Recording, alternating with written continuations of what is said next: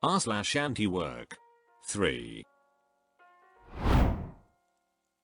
This was the Christmas gift the staff got.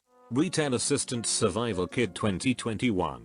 Love hearts, because you love your job so much. A paper clip, to hold it all together in the chaos. Cotton wool, to cushion your tired feet. A jigsaw piece, to help everyone fit together as a team. A button, in case you lose yours after the Christmas pudding. A match, to match up the stock in the right place. Googly eyes, to keep an eye out for shoplifters. A peg, to help keep it all together. A mint, to freshen your breath ready for any mistletoe action. Chocolate, because we can. A tea bag, remember to relax at the end of a hard day's work. Don't underestimate the workload we will be challenged with this year. Together we will make this the best Christmas in blank's history. Thank you for everything you do. Lottery winner arrested for dumping $200,000 of manure on ex-boss's lawn. A man from Illinois was arrested for getting $224,000 worth of manure dumped on his former employer's property, only 2 weeks after he won $125 million at the lottery and quit his job. 54-year-old Brian Morris, from the small town of Clarendon Hills in DuPage County, bought over 20,000 tons of manure and asked for it to be dumped on his former boss's property, pretending it was his residence. You need to tell your owners that they're going to lose a lot of money if they close on Christmas. There's people like me that want to eat that day. I overheard some middle-aged asshole saying this to his teenage waitress last night. She stood there in shock. All I could muster was, guess you'll have to cook something yourself then, before going back to my burger and beer. He said something in response, but I honestly couldn't hear it. She later told me he didn't leave a tip. Fuck this culture of entitlement. Fuck that asshole. Millennials may not be having kids or getting married right now, but this generation is investing in home ownership, with a twist. They are co-buying houses with friends. If by twist you mean dystopian hellscape, brought on by stagnating wages and exploding wealth inequality, and all of the real estate getting bought up by vulture capitalist corporate landlords. Amazon tornado text exchange. Driver, radio's been going off. Dispatch, okay, just keep driving. We can't just call people back for a warning unless Amazon tells us to do so. Driver, just relaying in case you all didn't hear it over there. 7:40 p.m. Driver, tornado alarms are going off over here. Dispatch, just keep delivering for now. We have to wait for word from Amazon. If we need to bring people back, the decision will ultimately be up to them. I will let you know if the situation changes at all. I'm talking with them now about it. Driver, how about for my own personal safety, I'm going to head back. Having alarms going off next to me and nothing but locked buildings around me isn't sheltering in place. That's wanting to turn this van into a casket. Hour left of delivery time. And if you look at the radar, the worst of the storm is going to be right on top of me in 30 minutes. Driver, it was actual sirens. Dispatch, if you decide to come back, that choice is yours. But I can tell you it won't be viewed as for your own safety. The safest practice is to stay exactly where you are. If you decide to return with your packages, it will be viewed as you refusing your route, which will ultimately end with you not having a job come tomorrow morning. The sirens are just a warning. Our company is giving us gifts instead of holiday pay. This was today. I am in a mood. Today we killed our company. I dedicate this to the anti-work community, one small victory at a time. United we are strong. They don't know it yet, but me and my buddy just got hired on with a different company. Without us, they literally don't have a business going. Not an exaggeration. They haven't had anyone apply to job openings, and work staff has declined from 12 to 3 of us. Only 3 of us, doing the work of 12, 4 years now. 4 months we've asked for raises after years of stagnant wages, working through the pandemic, expecting us to wrap our lives around work. Always met with excuses about it's not in the budget. We're putting in our 2 weeks notice days apart from each other. When I put in mine, all of a sudden, money magically appeared in the budget to keep us. This pissed my boss off, because he really believed they didn't have the money. Told them if we both leave, he's leaving too. My boss has never lied to me in 8 years of knowing him, so come Monday, they have less than 2 weeks to figure out how to hire a new staff, get everyone up to speed including training, and pray there are no major hiccups, all while the holidays are approaching. Only reason I'm staying my full 2 weeks is that I want to see it go down, see what carrots they'll try to dangle to keep us, and the looks on their faces as I repeatedly decline each offer.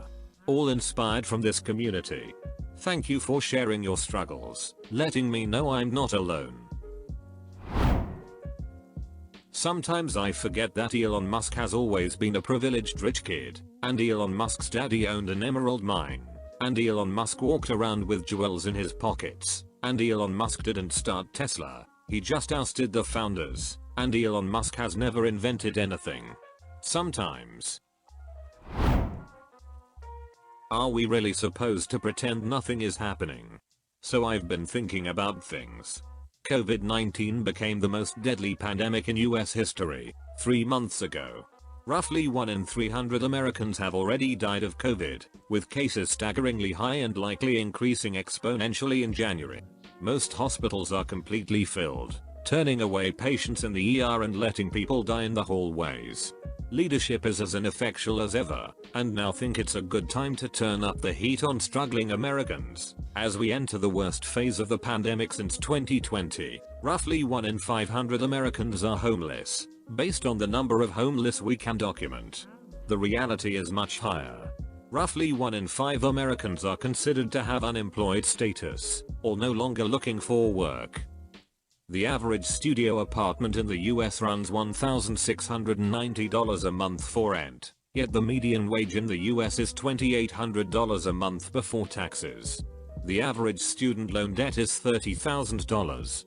The average cost for health insurance, not including co-pays or deductibles, is $8,000 per year in the US. The planet is likely to reach a 1.5 degrees Celsius temperature increase within the next 5 years. The limit set in order to prevent permanent changes that threaten the well-being of all life. I know everyone agrees with the general sentiment, but this is completely unsustainable. I can't really understand how I'm supposed to make my 10-year plan given the current state of things, let alone focus on studying for professional certifications or applications for employers who spit in my face or ghost me. I can't plan a career for employers that are looking to fuck me at my most vulnerable, so they can survive in the new world once they've destroyed ours. I just need to vent, I guess, because I can't understand how I'm supposed to play this stupid money game, while things out of my control are shaping the world in such an extreme way. So my car was totaled in the tornado that hit my Amazon warehouse. Am I thankful to be alive? Yes. But I just learned Amazon had all of the workers' cars towed to another location. We, the owners of those totaled cars, are expected to pay towing and storage. I had liability. I had a $5,000 reliable car. Now I am without a car, but owed towing and storage. How can this be? Amazon donated $1 million to the city of Edwardsville but can't cover our cars. Just blown away. Amazon is shifting blame to employees after 6 die in tornado building collapse. I work in an Amazon warehouse, and I asked my manager if they are going to resume a ban on cell phones on the warehouse floor. Prior to COVID, we had to keep phones in a locker, or in our vehicles. They said a decision hasn't been made yet, but went on to tell me that the 6 that died were using earbuds and couldn't hear the tornado siren. I was kind of dumbstruck that this is the narrative we are being fed. It is absolutely despicable to blame the employees that passed away. As an employee for over 2 years, I can say I have never had a fire/emergency drill. Most employees don't even know where to gather. Just got laughed at by HR. You all empowered me to tell her nothing about our conversation was funny. Hi Redditors, just a thank you for empowering me. As the title suggests, I just got laughed at by one of my company's HR reps. Backstory, I recently interviewed for an internal transfer position promotion. accept a weekend option position. My current position rotates through weekends for which I am paid a significant shift differential. The new job is salaried at my base rate, which would represent a several $1,000 pay cut. I told the woman that the offer was unacceptable, because not only did it represent a pay cut, it also represented a significant loss in earnings potential. This was the first time she laughed at me. I refused to be bullied because of the posts I read on this subreddit. I asked her to go back to the managers and tell them my counter, and she laughed again. I'll do that if you want, but I already know the answer. Laughter continuing. At this point, I told her that nothing about this is funny. This is my career, and her offer of a promotion with pay cut and earning potential loss was not funny. She then had the audacity to say, "I'm not laughing at you, I'm just laughing." I said, "Well, nothing about this is funny to me. I'm usually very shy about advocating for myself in these positions, but all your stories have really empowered me.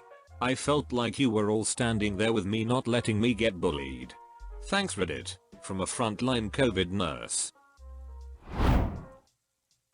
Thanks for watching. Please leave a like if you like the video, and subscribe if you want to see more like it.